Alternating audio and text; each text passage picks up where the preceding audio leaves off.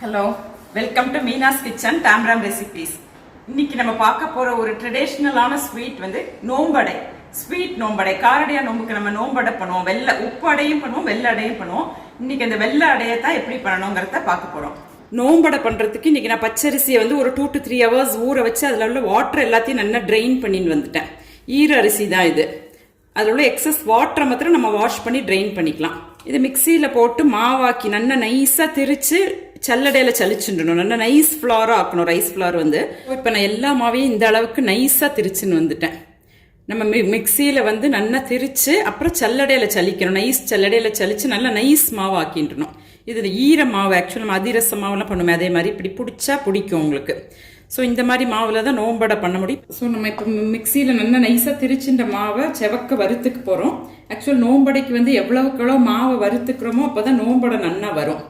So கொஞ்சம் கொஞ்சமாக மாவை போட்டு நம்ம நல்லா வறுத்தெடுத்துடலாம். ட்ரை பேன் தான், இதில் ஆயிலெலாம் எதுவுமே நீங்கள் விட்டுக்க வேண்டாம். எப்போவுமே மாவை நம்ம வறுத்துக்கும் போது கொஞ்சம் லோ ஃப்ளேமில் வச்சுக்கணும். ஏன்னா மாவு ரொம்ப சாஃப்ட் இல்லையா, அரிசி மாவு வந்து கருத்து போயிடும் சீக்கிரம். இப்போ நம்ம மாவை வந்து இந்த அளவுக்கு சிவப்பாக வறுத்துட்டோம். நல்லா கோல்டன் எல்லோ கலரில் வறுத்துக்கணும். நமக்கு ஈர பச்சரிசி, அது வந்து ஈர அரிசி மாவு. பட் அது நல்லா வறுத்துட்ட அப்புறமா இந்த அளவுக்கு ஆயிடும். இது நல்ல நைஸ் அரோமா வரும் உங்களுக்கு வறுத்துக்கும் போது. ஸோ அந்த மாதிரி உங்களுக்கு அந்த பச்சை வாசனை போய் நல்ல நைஸ் அரோமா வரும்போது நீங்கள் ஆஃப் பண்ணிடலாம். இந்த கோல்டன் எல்லோ கலரில் இருக்கும் மாவு. ஒயிட் கலர் சேஞ்ச் ஆகி லைட் எல்லோயிஷ் ஆகிடும். ஸோ இது இப்போ ரொம்ப ஹாட்டாக இருக்கிறதுனால என்னால் தொட்டு எடுத்து காமிக்க முடியல கையில். உங்களுக்கு பார்த்தாலே தெரியும், சின்ன சின்ன உருண்டை குட்டி குட்டியாக இருக்கும் ஈர அரிசி மாவை வறுத்ததுனால. இது அப்படியே நான் மிக்சியில் போட்டுன்னு வந்துடுறேன். ஆறின அப்புறமா மிக்சியில் ஜஸ்ட் ஒரு ஓட்டின்னு வந்துடுறேன். நல்லா நைஸ் ஆகிடும் மாவு. ஸோ இப்போ 2 அரிசி மாவுக்கும் டிஃப்ரென்ஸ் தெரியறதா? இது வந்து பச்சை அரிசி மாவு, ஈர அரிசி மாவு நம்ம இப்போ தான் வறுத்துக்க போட்டுருக்கோம். இது வந்து வறுத்துட்டோம். இது எல்லோயிஷாக இருக்கும், இது ஒயிட்டாக இருக்கும். நெக்ஸ்ட்டு நோம்படைக்கு மாவை வந்து வெல்லம் போட்டு ரெடி பண்ணிக்கணும். அதுக்கு இன்னைக்கு நான் வந்து 2 டம்ளர் ஜலம் விட்டுக்கிறேன். என்ன ரேஷியோவில் வாட்டர் எடுத்துக்கணும் அப்படிங்கிறத சொல்கிறேன். நம்ம வந்து எக்ஸாக்டா 1 டம்ளர் மாவு எடுத்துட்டோம். இந்த டம்ளருக்கு நான் 1 டம்ளர் மாவு எடுத்துக்க போறேன். ஸோ 2 டம்ளர் வாட்டர் விட்டுருக்கேன் அதுக்கு.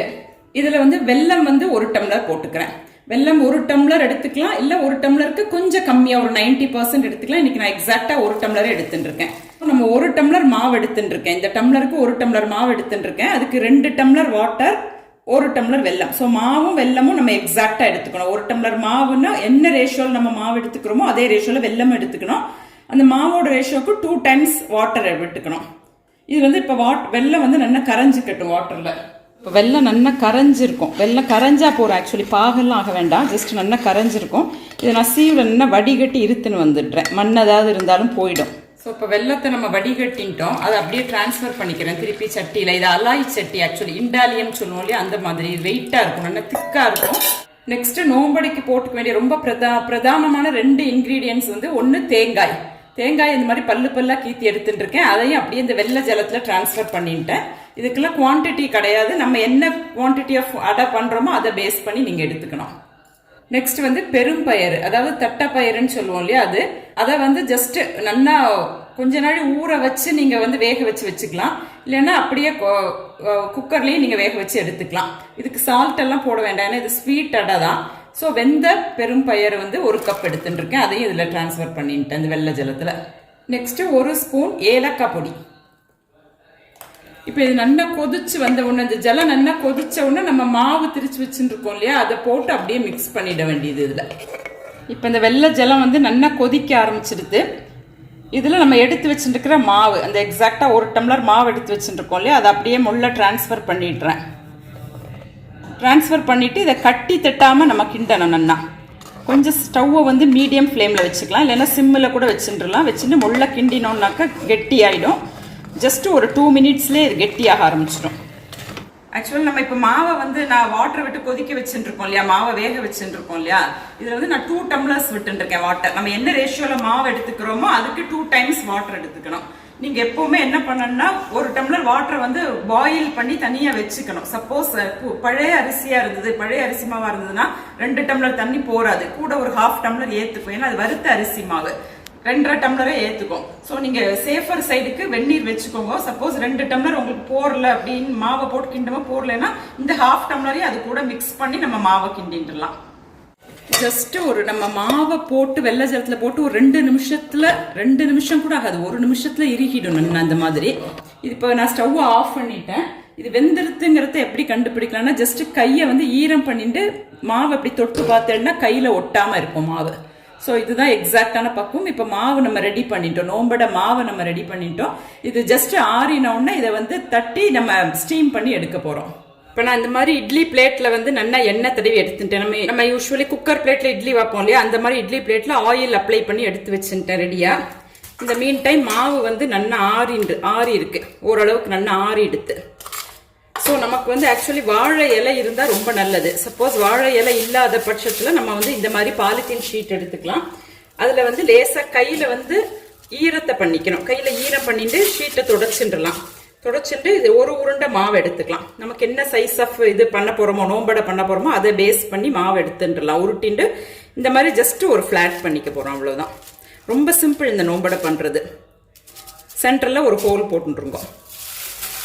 அப்படியே எடுத்து பிளேட்டில் நம்ம டிரான்ஸ்ஃபர் பண்ணிடலாம். அதை எல்லா நோம்படையுமே இந்த மாதிரி மாவை உருட்டி நம்ம அப்படியே பிளேட்டில் இட்லி பிளேட்டில் டிரான்ஸ்ஃபர் பண்ணி ஸ்டீம் பண்ணி எடுத்துகிட்டு போகிறோம்.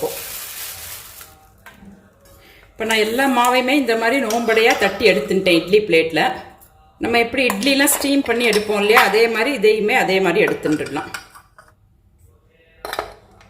நான் இப்போ இட்லி சட்லியில் வாட்டர் வச்சுட்டேன். அதில் அப்படியே இந்த நோம்படை நம்ம வச்சுருக்கோம் இல்லையா பிளேட்டில், அதை அப்படியே உள்ளே வச்சுட்டு ஒரு 10 மினிட்ஸ் மூடி வச்சிடலாம். ஃப்ளேமை வந்து நம்ம கொஞ்சம் சிம் பண்ணிட்டுலாம். ஒரு 10 மினிட்ஸில் இது நல்லா வெந்து போயிடும். இந்த நோம்படை வந்து எப்படி இட்லி நம்ம குக் பண்ணுறோம் இல்லையா, அதே மாதிரி இதையும் இப்படி ஸ்டீம் பண்ணினோன்னா ஒரு 10 மினிட்ஸில் நோம்படை நமக்கு ரெடி ஆகிடும். இப்போ நம்ம இட்லி பிளேட்டில் வச்சு ஒரு 10 மினிட்ஸ் ஆகிடுத்து. நம்ம ஓப்பன் பண்ணி பார்க்கலாம். இது ஆக்சுவலி இப்போ நல்லாவே வெந்திருக்கும். 10 மினிட்ஸ் வச்சா போகிறோம். நான் இப்போ ஸ்டவ் ஆஃப் பண்ணிடுறேன். ஏன்னா இது ஏற்கனவே வறுத்திருக்கோம், மாவை வந்து நம்ம வறுத்திருக்கோம். அதுக்கப்புறமா அந்த வெள்ளை ஜலத்தில் போட்டு நல்லா வணக்கியிருக்கோம். இப்போ 3rd டைம் ஸ்டீம் பண்ணியிருக்கோம். இது நல்லா ஆறிக்கட்டும். ஆறின அப்புறமா நம்ம வேறு கண்டெய்னரில் இதை ட்ரான்ஸ்ஃபர் பண்ணிக்கலாம் நோம்படையை.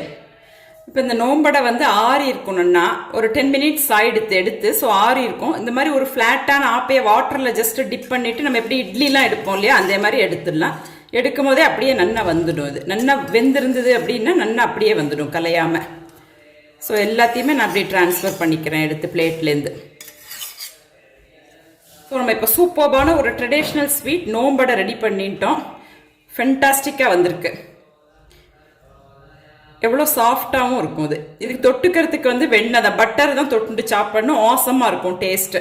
ஸோ இந்த டேஸ்டியான நோம்படையை எல்லாருமே இந்த காரடையா நோம்புக்கு பண்ணி பார்த்து எப்படி இருக்குங்கிறதுக்கு எனக்கு ஃபீட்பேக் கொடுங்க. தேங்க்யூ.